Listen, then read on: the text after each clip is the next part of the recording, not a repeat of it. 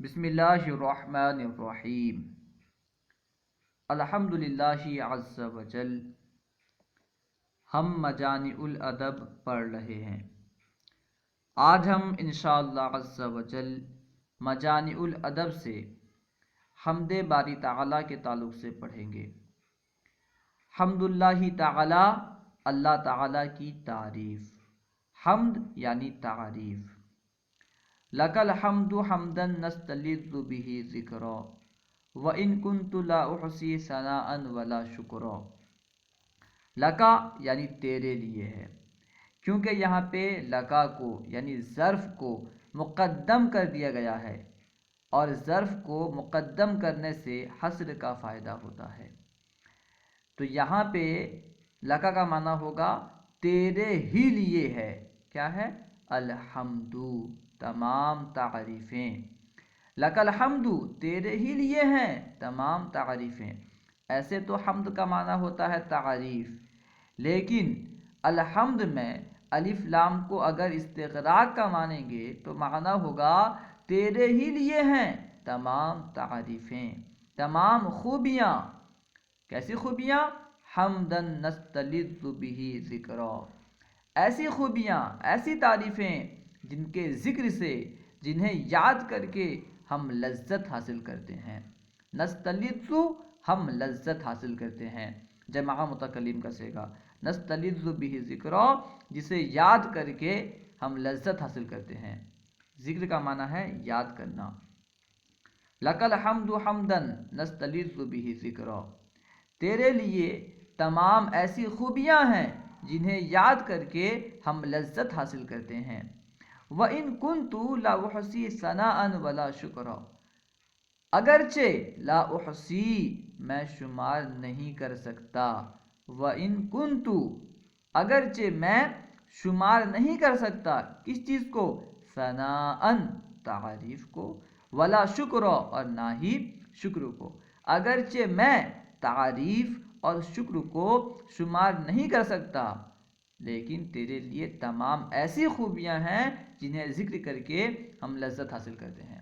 پہلے شعر میں کہا گیا کہ تیرے لیے تمام ایسی خوبیاں ہیں، تمام ایسی تعریفیں ہیں جنہیں ذکر کر کے، جنہیں یاد کر کے ہم لذت حاصل کرتے ہیں۔ تو ہو سکتا ہے کہ ذہن میں سوال آئے، اللہ تعالیٰ کے لیے تو بے شمار خوبیاں ہیں، کیا بندہ سب کو یاد کر کے لذت حاصل کرتا ہے؟ کیا بندہ اللہ تعالیٰ کی تمام خوبی کو جانتا ہے کہ تمام خوبی کو یاد کر کے لذت حاصل کرتا ہے؟ تو دوسرے شعر میں کہا گیا اگرچہ میں تمام تعریفوں کو اور شکر کو شمار نہیں کر سکتا، وہی کہا گیا وَإِن كُنْتُ لَا أُحْصِي ثَنَاءً وَلَا شُكْرًا، اگرچہ میں ثنا یعنی تعریف اور شکر کو شمار نہیں کر سکتا۔ لَكَ الْحَمْدُ حَمْدًا طَيِّبًا يَمْلَأُ السَّمَاءَ وَأَقْطَارَهَا وَالْأَرْضَ وَالْبَرَّ وَالْبَحْرَ۔ لَكَ الْحَمْدُ، تیرے ہی لیے ہیں تمام خوبیاں۔ کیسی خوبیاں؟ حمدًا طیباً، پاکیزہ خوبیاں، پاکیزہ تعریفیں۔ کیسی پاکیزہ تعریفیں؟ کیسی پاکیزہ خوبیاں؟ یملأ السماء، جو کہ آسمان کو بھر دیتی ہیں، صرف آسمان کو نہیں، وَأَقْطَارَهَا، اور اس کے کناروں کو۔ اقطار یعنی کنارے، قطر کی جمع ہے اقطار۔ آسمان کو اور آسمان کے کناروں کو، والارض، اور زمین کو، والبر والبحر، اور خشک و تر کو بھر دیتی ہیں۔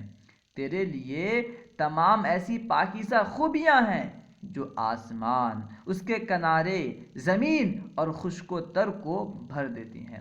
لَكَ الْحَمْدُ حَمْدًا طَيِّبًا يَمْلَأُ السَّمَاءَ وَأَقْطَارَهَا وَالْأَرْضَ وَالْبَرَّ وَالْبَحْرَ، تیرے ہی لیے تمام پاکیزہ خوبیاں ہیں جو آسمان کو بھر دیتی ہیں، اس کے کنارے کو بھر دیتی ہیں، زمین اور خشک و تر کو بھر دیتی ہیں۔ سما کا معنی آسمان، اقطارہا یعنی اس کے کنارے، اقطارہا میں جو ہا ضمیر ہے اس سے اس کا مرجع ہے السما یعنی آسمان کے کنارے، والارض والبر والبحر، زمین اور خشک و تر کو بھر دیتی ہیں۔ بر یعنی خشک اور بحر یعنی تر۔ لَكَ الْحَمْدُ مَقْرُونًا بِشُكْرِكَ دَائِمًا، لَكَ الْحَمْدُ فِي الْأُولَى لَكَ الْحَمْدُ فِي الْأُخْرَى، تیرے ہی لیے تعریفیں ہیں، تمام تعریفیں ہیں۔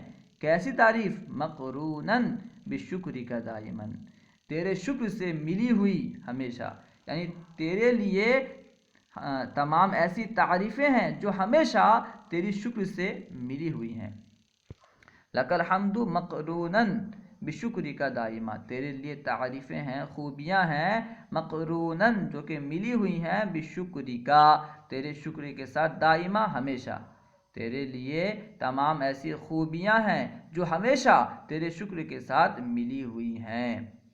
لَكَ الْحَمْدُ فِي الْأُولَى تیرے لیے حمد ہے اولا میں، اولا سے مراد دنیا ہے، وَلَكَ الْحَمْدُ فِي الْأُخْرَى اور تیرے ہی لیے حمد ہے اخرى میں یعنی آخرت میں۔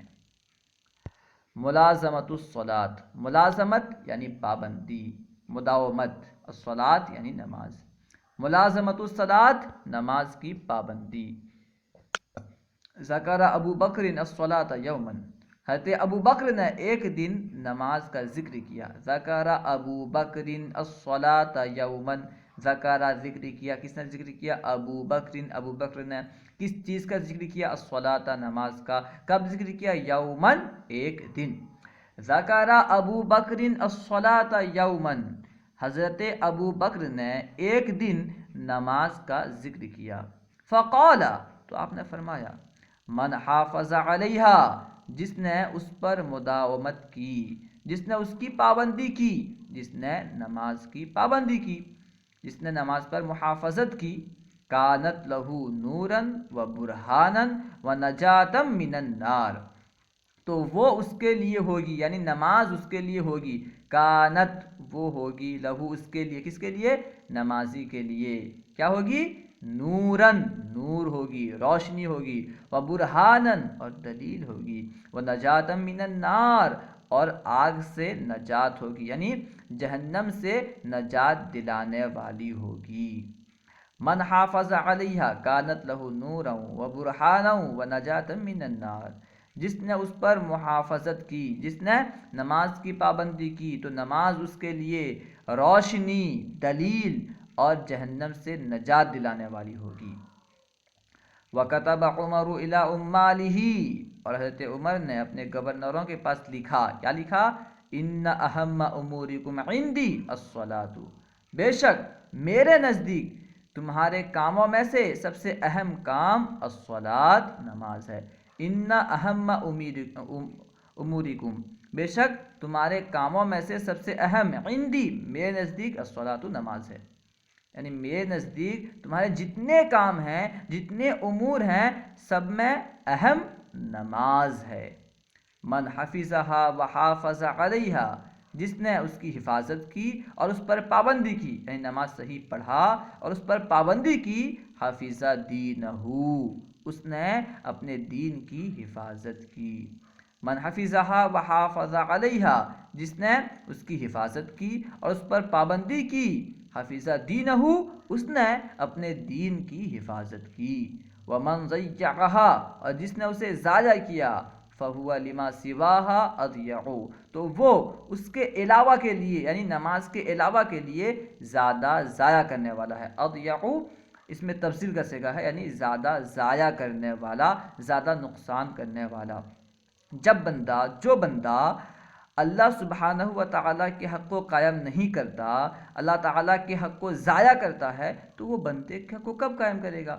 یقیناً وہ بندے کے حق کو بھی اللہ کے حق سے زیادہ ضائع کرے گا۔ اس لیے کہا گیا کہ جو اللہ سبحانہ و تعالیٰ کے حق پر پابندی نہیں کرتا، اسے بجا نہیں لاتا، یعنی نماز ادا نہیں کرتا، تو جو اس کے علاوہ امور ہیں، اس کے علاوہ حقوق ہیں، ان کے لیے وہ زیادہ ضائع کرنے والا ہوگا۔